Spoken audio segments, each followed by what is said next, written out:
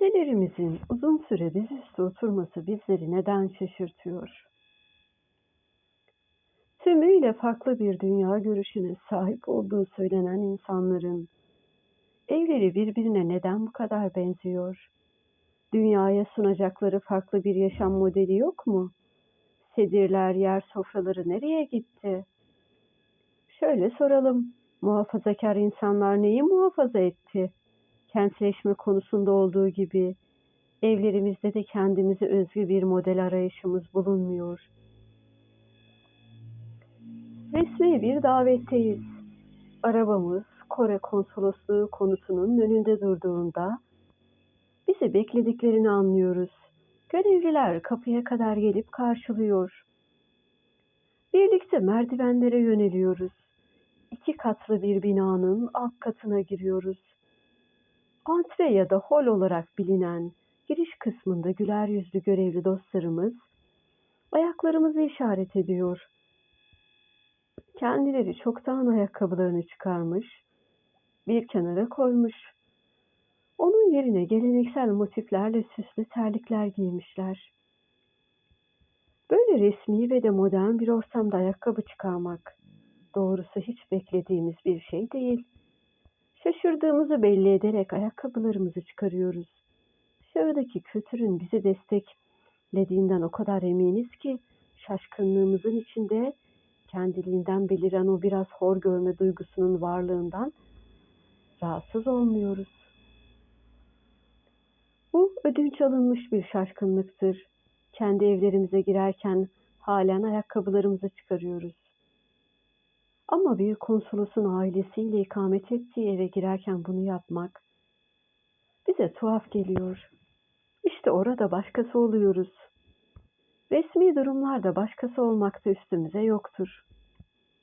Bir makamın, bir ortamın hakkını vermek uğruna kabuk değiştirmekten kurtulamıyoruz. Kafka değişimi bunun için yazmış olabilir. Onun uzun hikaye diyorlar. Bizimki kadar değil. Olaya kendimiz gibi değil, adeta bir İngiliz diplomat gibi bakıyoruz. Kore Konsolosluğu konusundaki yolculuğumuza dönelim. Antrede terliklerimizi giydikten sonra bir salona geçiyoruz. Bizi konsolos bey ve eşi hanımefendi karşılıyor. Onları üzerinde resmi kıyafetler, ayaklarında ise cici terlikleriyle görmelisiniz. İster istemez ortamda bir sıcaklık oluşuyor. Resmiyeti bir kenara bırakıp dostça konuşmak istiyorsunuz. Uzak doğululara özgü o sıcak, güler yüzlü, mütevazi tavırları görünce insan rahatlıyor. Karşısında bir makamdan önce bir insan bulunduğu izlenimi ne alıyor? Fakat burada dikkat çekmek istediğim husus başka. Bir konsolosun dostçasına samimi ve mütevazi yaklaşımı beklediğimiz bir şey değil. Ne de olsa bir tanıdığımız veya eski dostumuzla yüzleşmiyoruz. Elbette hoşumuza gidiyor ama içimizde bir yerlerde ödünç alınmış şaşkınlığı takınmaya devam ediyoruz. Sanki konsolos veya büyükelçilerin davetlerine katılan herkes, bütün dünya bize bakıyor. Kendimize ona göre bir vaziyet planı çıkarıyoruz. Şu an içinde bulunmadığımız ortamların değer yargıları ve yaklaşımları aklımıza, davranışlarımıza hücum ediyor. Bu biz değiliz. Evet, terliklerimizle dolaştığımız salon ayakkabı basılmadığı için bir temizlik, bir güven duygusu veriyor. Evlerimizdeki gibi. Ama atmosferin resmi olma mecburiyeti bizi farklı duygulara zorluyor. Sanki anamızdan ayakkabıyla doğmuşuz gibi ayaklarımızdaki yumuşak terliklere şaşkınlıkla bakıyoruz. Kafamızdaki resmi dünyaya kösele tabanlı rugan ayakkabılar kuşkusuz daha bir uygun düşecekti. Şaşkınlığımız ister istemez hafife alma duygusunu içinde barındırıyor. Olaya kendimiz gibi değil, adeta bir İngiliz diplomat gibi bakıyoruz. Çok ilginç. Yaşam kültürü çevresinde böyle mi olmalıydık? Salonun ortasında hazırlanmış masayı ve çevresindeki sandalyeleri görünce rahatlıyoruz. Çok doğal karşılıyoruz. Kendimize en uygun bulduğumuz bir sandalyeye yöneliyoruz. Tabii şöyle buyurun diye yer gösterilmediyse, gösterilen yerden içimiz tatmin olmayabilir. O zaman konsolosun karşısına ben oturmalıydım diye şeyler geçiririz içimizden. Bunu herhangi bir makam olarak da düşünebilirsiniz. Şimdi amacım protokol psikolojisine girmek değil. Kültürü çevresinde bir şeyler söylemeye çalışıyoruz. Salonun ortasında masa ve sandalyeleri görünce neden rahatladık? Çünkü onu normal karşıladık. Alıştığımız bir şeyler gördük. Şimdi nasıl davranacağımızı daha iyi biliyoruz. Kafamızdaki kalıplara ulaşmış durumdayız. Ayaklarımızdaki terlikleri benimseyemedik ama sandalyeleri hemen kabullendik. Bu makamdan işte bunları bekliyorduk. Bazı davetlerde 10 kişinin katıldığı bir yemek için masaya isim kağıtları bile koyuyorlar. İsminizi bulup oturuyorsunuz, yetinmeyip bir de takdir ediyorsunuz. Ne güzel düşünmüşler. Yoksa nereye oturacağımızı bilemezdik. Bazı Japon filmlerinde çok az eşyanın bulunduğu sade odalarda insanların yerlere oturduğunu ve geceleyin de yine yerde yattığını görüyoruz. Bu sadelik ve tevazu hoşumuza bile gidiyor. Japonlar geleneklerine ne kadar bağlı. Bravo doğrusu. Ya bizler? İş bize gelince normal bulduğumuz hayata dönüş yapıyoruz. Evet, bizim de dedelerimiz şöyle şöyle evlerde oturuyorlardı. Divanlar, yer minderleri, döşekler. Ama bu zamanda öyle olmaz tabii. Öğrencilik yıllarımızda bir tecrübe yaşamış olabiliriz. Bakımsız odaların kenarlarına dizilen sünger yataklar. Gündüzleri yer minderi, geceleri yatak olmuştur ama onlar öğrencilik yıllarıydı. Bazı tarihi konakları restore edip içini orijinal eşyalarla donatıyorlar.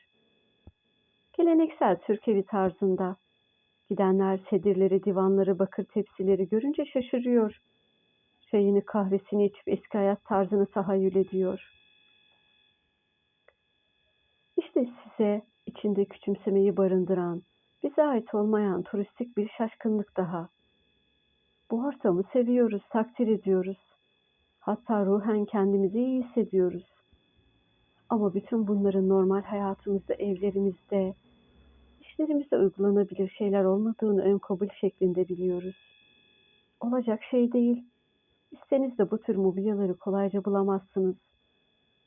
Sorumuz zaten burada yatıyor bunca varlığa, imkana rağmen. Geleneksel hayat tarzı neden kayboluyor?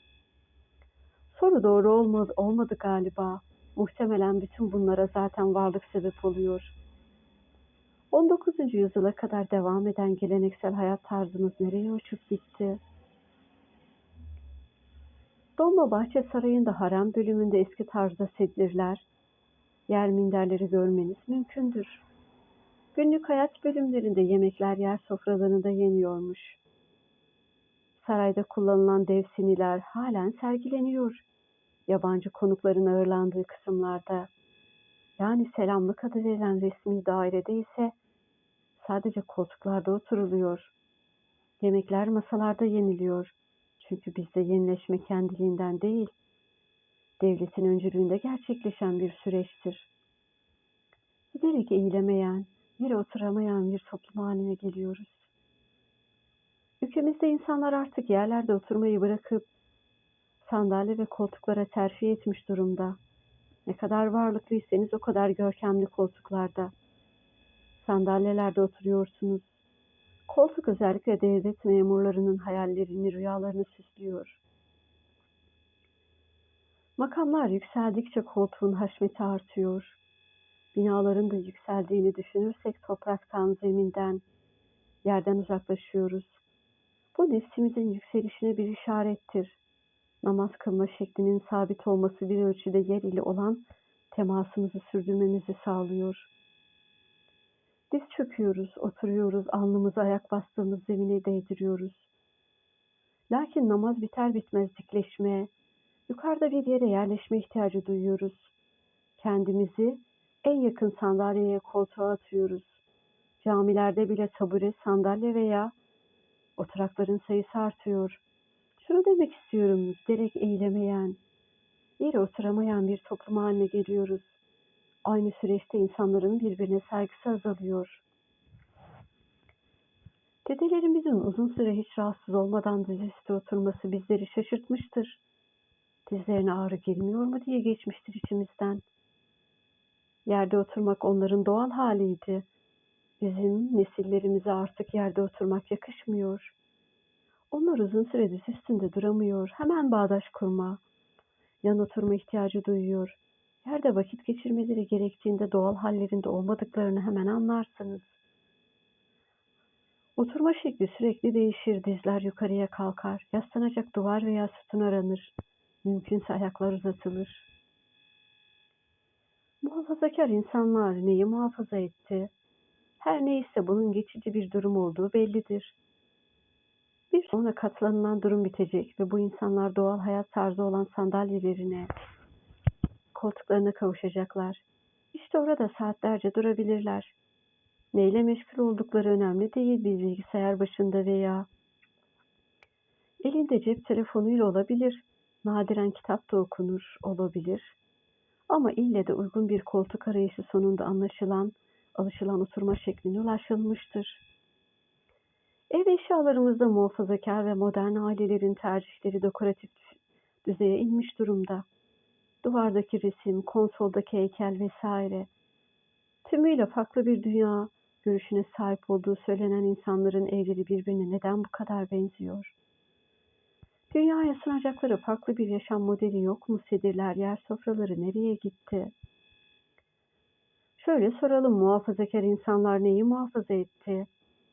Kentleşme konusunda olduğu gibi evlerimizde de kendimize özgü bir model arayışımız bulunmuyor. Dünyamızı daraltıyoruz. Yerde oturmanın faziletlerine dair kültürümüzde ne kadar çok kayıt vardır.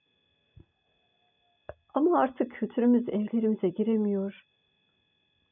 Bugün sedirli yer sofralı evler, olsa olsa yoksulların evleri oluyor. Bu da onların kararlı tercihleri değil. İmkan bulduklarında normal eşyaya terfi ediyorlar. Yolumuz yoksul evlerine düştüğünde yukarıdan bakıyoruz. Oturamazsanız ister istemez yukarıdan bakarsınız. Lütfedip oturursak bir yandan kıyafetimiz, bir yandan dizlerimiz sorun olup çıkıyor. Günümüzde yaygın olarak yaşanan eklem ve bel rahatsızlıklarını düşünürken hayat tarzımızla olan ilişkisini dikkate almamız gerekiyor. Koltukta, sandalyede oturmanın insan vücuduna etkilerini uzmanlar sürekli vurguluyor. Ortalık, eklem ve bel rahatsızlıklarından dem vuran insanlardan geçinmiyor. Giderek daha genç insanlar oturma güçlükleri çekiyor. İmkanı olanlar yaz aylarında sahillere koşarak çözüm arıyor. Kapalı mekanlarda topraktan olduğu kadar güneşten uzaklaşmamız da çağımızın afetlerinden birisi. Şu dünyada ne yaparsak, nasıl yaşarsak onun sonuçlarını devşiriyoruz. Konuyu sadece beden sağlığı açısından anlamak eksik olacaktır. Burada ruh ve bedeni, madde ve manayı bir bütün olarak algılayan tabii bir kültürden söz ediyoruz. Manevi dinamiklerimizi ne kadar ciddiye alıyoruz? Maddeyi ihmal ederseniz ruhu ihmal ederseniz maddeyi kaybedersiniz. Manevi dinamiklerimiz dünyamıza ne kadar şekil verebiliyor? Bu onları ne kadar ciddiye alabildiğimizle ilgilidir. Ne yazık ki günlük hayatımızda iyice sekülerleşmiş durumdayız. Yani inançlarımız hayat tarzımıza şekil verme hassasını giderek kaybediyor. Belki de özgün kültürümüzün aktarımında büyük kayıplar yaşanıyor. Eski dünya ile bir ölçüde teması olan bizler, belki bazı şeyleri anlayabiliyor, hissedebiliyoruz ama bize intikal eden miras gelecek nesillere nasıl aktarılacak? Tevazu içinde yerde oturmasını bilen, evlerini kabirlerle iç içe kıbleye doğru inşa eden, dünya ve ahiret, madde ve mana iklimlerinin birbirini kuşakladığı bir atmosferde yaşayan, her olay ve olguda hikmet arayan, sabırlı, sağlam duruşlu, ağzından dua ve zikir eksik olmayan insanların dünyasından elimizde ne kaldı? Bizim nesillerimiz o insanlarla şöyle veya böyle yüzleşme imkanı buldu. Onlar maddi anlamda daha yoksul ama manevi olarak daha zengin, daha özgün bir dönemde yaşadılar. Bizler daha varlıklı bir dönemin çocuklarıyız. Ne var ki varlığımızı kullanacak özgün bir plan yok elimizde. Herkes gibi yaşayarak biz olmaya çalışıyoruz. Evlerimize eşyaları öyle yığıyoruz ki insanlara yer kalmıyor. Oturacak, diz çökecek bir yer bulamıyoruz. Oturacak, diz çökecek bir yer bulamıyoruz. Nereye dönsek bir eşyaya çarpıyoruz. Kendi elimizde kendi dünyamızı daraltıyoruz. Bana öyle geliyor ki biz oturabildiğimizde içimizdeki değerler ayağa kalkacaktır.